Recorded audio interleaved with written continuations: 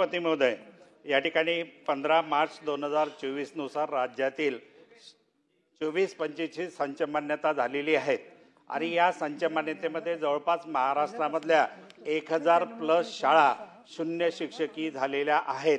हे 15 मार्च 2024च्या शासन निर्णयातील मुद्दा क्रमांक 6.1 चं सुद्धा त्या ठिकाणी उल्लंघन करण्यात आलेलं आहे।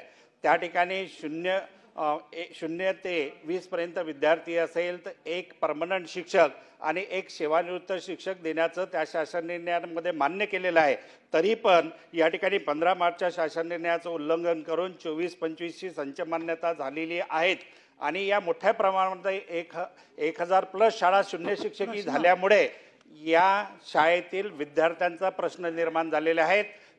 शिक्षकच नसेल तर त्या शाळा बंद पडल्याशिवाय राहणार नाही, त्याच्यामुळे त्या विद्यार्थ्याचा समायोजनाचा सुद्धा त्या ठिकाणी प्रश्न झालेला आहे। तर या ठिकाणी 15 मार्च 2024च्या शासन निर्णयामध्ये सुधारणा करून नव्याने संच मान्यता करणार का? सन्मान्य सदस्यांनी मांडलेली बाब तपासून त्याच्यावर कारवाई करण्यात येईल। ठीक आहे, तर लक्षवेधी सुधाकर आडवाले।